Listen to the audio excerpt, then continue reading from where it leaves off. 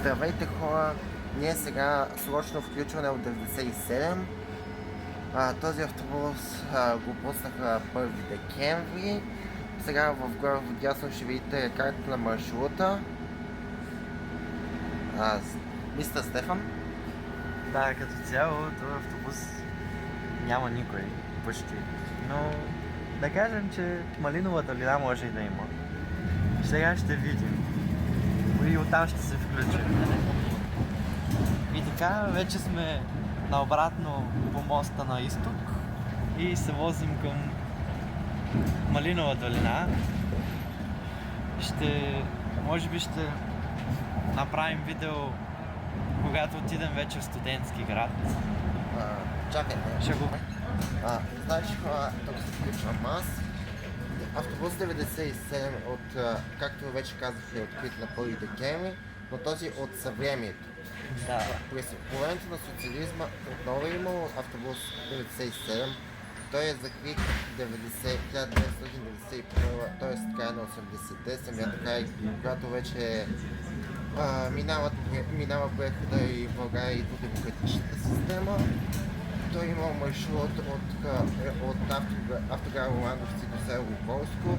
По това маршрут той не е добрил автобус 20, който е бил по същото време, а е минал по паралелни маршрути, откъдето мисля, че сега минава автобус 23. И може би 18. Не, 18 купира до 20, нали? Не, 18 до Негован, докато 20 минава първо през Световрачене и после през Негован. И този автобус е открит през 70-те години. Да, пък този вече е тотално друг, няма нищо общо с стария. Ще се включим отново в Малиновата. Добре хора, ние вече сме на ръба на студентски град. Ето тук е фантастикото. Къде си? И сега да видим новите спирки. Тук все още има, мисля, че една спирка, която е и на 102 също. Да. Ето тази. Хотел Макси.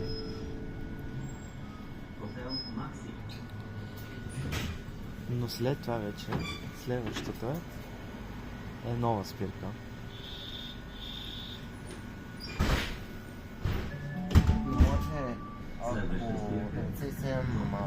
Ако 97 спира някъде да почива, може и да ви снимам.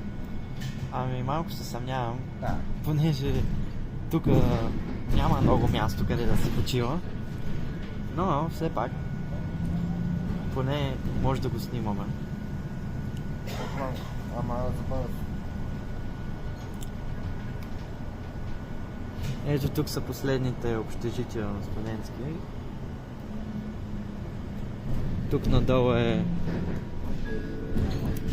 центъра на студентски. И от тук вече завиваме нагоре. Ето го 102. Да, 102, той ще си завие наляво. Той се завива наляво към... Не сега. И към обращалото. Това е всъщност улицата Манча Стрит. Да, това е, мисля, че Христо Ботев, спортната зала, да не се бъркам. И ето тук вече завиваме. Да, тук завиваме надясно, към Малина, към самата сърцевина на Професор Живко Сталев, да, точно така. Ето. И тук пропуснахме една спирка. Може да стане човек, но все пак живеем в София. Ето тук вече сме в Малинова долина. И тук имаме още една спирка. Тук малко някои шофьори още не са свикнали, че има автобус. И също, ако дочуваш, няма все още записани спирките Да. на гласовото. Защото каже следваща спирка, нищо. Защото... Ето, чуй. защото, както знаете, паркирането по спирки е забранено, но Тук сме... няма да се позволя коментари. Ето тук сега, мисля, че някой от тези улици беше Едуард Генов, който беше изграден. Да, ето тук, до детската градина.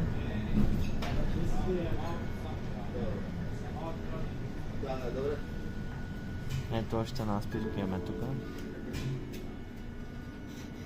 Без име. Има 190, да, ето тази детска градина тук. Ето тук е новата улица всъщност. И ние май тук ще завием надясно или не още. Това е много смешно. Да, ето това е новата улица. И много е смешно, защото казва следваща спирка, пък не казва коя. Аха. Ето тук нагоре е все още неотворения Живко Сталев към околовръстното, който си изглежда напълно готов. Като цяло този квартал е по-добре спрямо другите южни квартали, защото се прави някаква инфраструктура и че даже вече има и градски транспорт, което е супер. Така трябва да бъде навсякъде.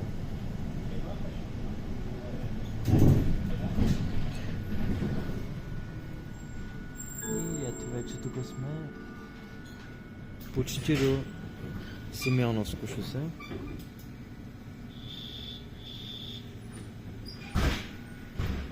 Тук която минава 97, не е толкова тясна като Василка, където са Толей 4 и Толей 2 в Щемита. Там знаете какво е положението. Да, тук всъщност минава и вече 805, т.е. тук може да се разминат, достатъчно широко е. И ще видим когато направят метрото дали ще остане така след едно 5-10 години. Тогава ще е интересно. Най-вероятно е възможно да направят 805 от Студентски град до тук, за да има връзка с метрото. Ама ще видим, да. Има време до тогава. И общо взето, ето тук вече е светофара. Сигурно ще има автобус, който да е от Студентски град насам. Все едно от метрото в Студентски до тук. Едната спирка, едната метростанция на метрото ще е в ЖК Градина. Това е нов квартал, който се е отделил от Витоша преди 2 години, ако не се лъжа. Да, ето тук нагоре всъщност. Така, ето тук е последната спирка. На хотел Амбасадор. Да. Вече сме съвсем близо до околовръстното шосе. Да, ето там горе е околовръстното. И май може да си остане. Да. И забравя да ви кажа какво. От 97 са взети 4 коли за 67, т.е. не от 97, а От 67. От 76, от 111, мисля, че няколко, от 413 и вече по тях има повече картичи. Ами да, понеже нямаме нови автобуси.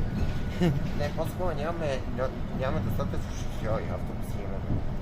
Ами, малко е сложно, да. И двата проблема ги има. Но общо взето това е. Вече тук сме отново на Иван Странски и отново се връщаме към Витоша. Надявам се да ви е било полезно това видео и да ви е харесало.